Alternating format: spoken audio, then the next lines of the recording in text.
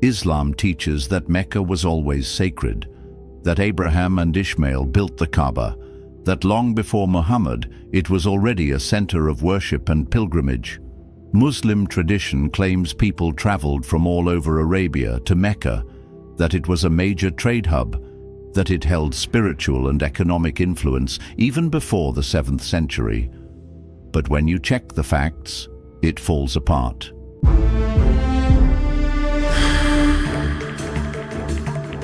Welcome to Events and History, where we explore the origins, teachings, and historical development of Islam with a fact-based, analytical approach.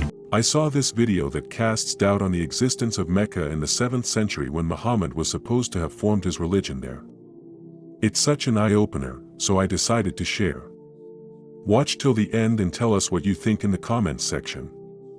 I will try to explain certain parts of the video as we go along. Here's the video.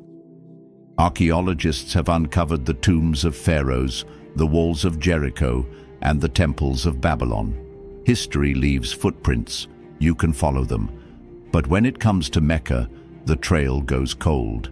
Not a single confirmed structure from the early Islamic period has ever been uncovered. No mosques from Muhammad's lifetime. No traces of pilgrimage from the 7th century.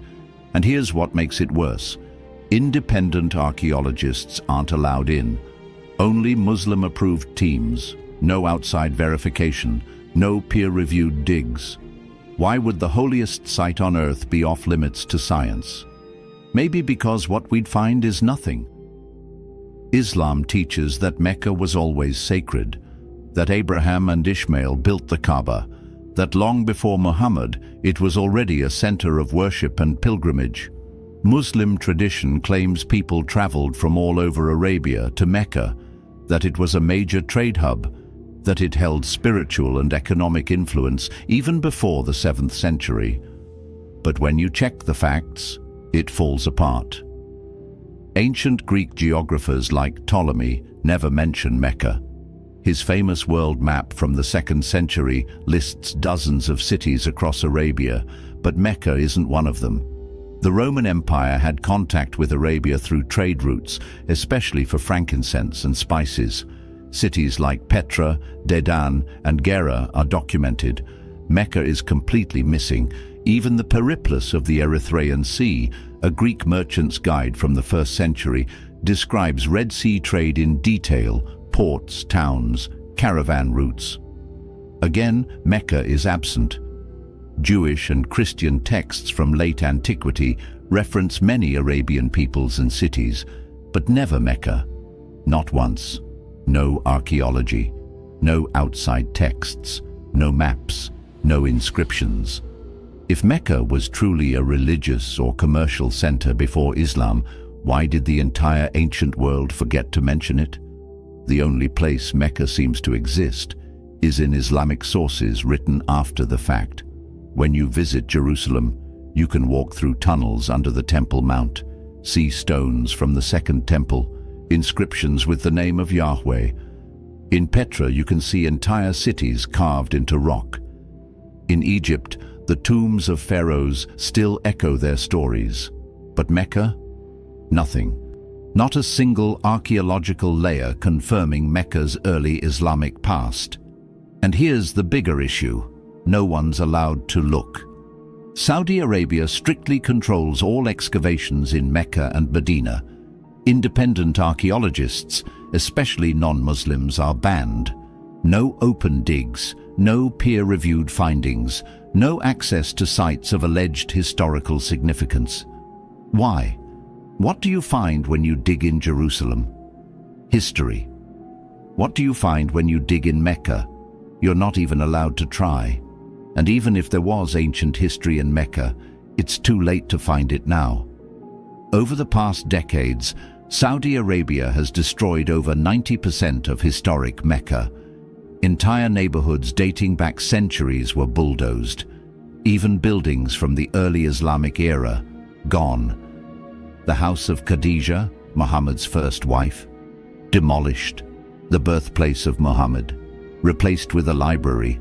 Graveyards of early Muslims, leveled. And all of this to make space for shopping malls, luxury hotels and construction projects worth billions.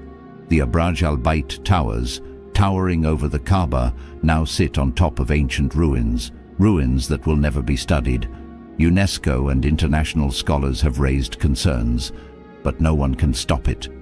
Ask yourself, why would a nation that claims to protect the holiest site in Islam erase its own history? Maybe because real archaeology doesn't match the official narrative. Maybe because silence is safer than discovery. We have records of pilgrimages to Jerusalem. We have accounts of worship in Babylon, Nineveh, and Thebes. Cities with sacred status left behind inscriptions, drawings, poetry, trade routes, travel journals. Pilgrims wrote, historians documented, empires recorded. But in the 7th century, Mecca is silent.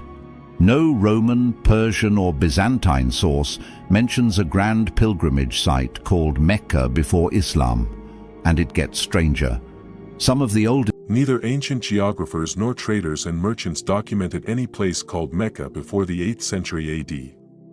Even the Roman Empire, with all their conquests and activities in the Arabian region, did not have any record of Mecca before the 8th century. It gets worse. Other old cities like Jerusalem and Alexandria have archaeological findings that allude to their ancient origin, but none in Mecca. And the Saudi government wouldn't allow independent archaeologists to investigate. Even the builders who dig to build the skyscrapers in Mecca for religious tourism have never found anything that allude to ancient origin of Mecca. Mosques in the Islamic world, in Egypt, Syria, Jordan and Iraq, don't face Mecca. They point to Petra, hundreds of kilometers north. Dan Gibson and other researchers measured their Qibla, which means the prayer direction, using satellite and structural analysis. The precision of these early mosques, many built within the 1st century of Islam, is striking, and they do not align with Mecca. If Mecca was the original holy city, why did Muslims in the earliest years point somewhere else? Petra had a sacred black stone, mountains, water sources, and religious traditions. Mecca had nothing, not then. And scholars are noticing. Academics like Patricia Crone and Michael Cook raised the alarm years ago. Islamic history, as presented in traditional sources, doesn't match the timeline. The Islamic Empire rose fast, but the details of Muhammad's life, the importance of Mecca, and the rituals of pilgrimage were recorded decades, sometimes centuries later, by writers far from the scene. What does that mean? It suggests Mecca's central role was retroactively written into the story. A later invention canonized for political and religious control, and control pays. Today, the Hajj is one of the largest religious gatherings on earth. Every year, over 2 million Muslims flood into Mecca from every corner of the globe. Many spend their life savings just to be there once. It's one of the 5 pillars of Islam, a spiritual obligation that's not optional. But behind the white robes and chants lies something else, a financial empire. Saudi Arabia earns an estimated 12 to 20 billion US dollars every single year from Hajj and Umrah pilgrimages. It's the kingdom's second biggest source of income after oil. The money flows in from visa fees, accommodation, transportation, food, and everything else pilgrims spend on. These visitors aren't just welcomed, they're marketed to, sold to, and built around. Currently, this revenue makes up about 7% of the non-oil GDP, far from the exaggerated numbers sometimes tossed around. That said, Saudi Arabia is thinking big. With massive investments into infrastructure, luxury hotels, and religious tourism campaigns, the government is aiming to grow the Hajj and Umrah economy into a $150 to $350 billion market over the next decade.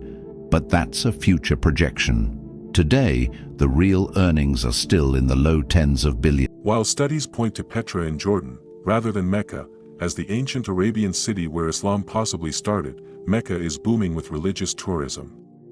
And the Saudi government is making big investments in luxury hotels to milk their advantage. There are luxury hotels directly above the Kaaba, some charging thousands of dollars per night. Shopping malls line the route to prayer. Global fast food chains, luxury watches, designer perfumes, all sold just meters from Islam's most sacred site. And if you thought this was simply for convenience, think again. The Saudi state controls the narrative. Access to Mecca is restricted. Why? Because Mecca must remain what it has become, a carefully preserved myth, built not on excavated history, but on financial interest and religious control. The deeper you dig, the more fragile it all looks. Saudi officials have demolished over 95% of Mecca's historical buildings in the last 2 decades. There's no sign of preservation, no reverence for real history. Because the goal is not archaeology, the goal is branding. Mecca has become a religious product, packaged and sold on a global scale. It's the ultimate destination, not because of what lies beneath it, but because of what's been said about it. Repeated, institutionalized, monetized. And that leads us to one devastating truth. Mecca's story wasn't written from the ground up. It was built backwards, crafted to fit a religious system, then walled off, sealed tight, and monetized. Because the moment we start digging, it all begins to crumble. It's time to ask what they don't want you to. It's time to follow the evidence, even when it leads away from Mecca. Like, share, subscribe, because the more people see this, the fewer will stay blind. The history of Islam is shrouded in secrecy. From the Prophet to the city where he was supposedly born and where he established his religion, all is in doubt. But we will continue searching for the truth and follow the evidence to where it leads. Peace to the world.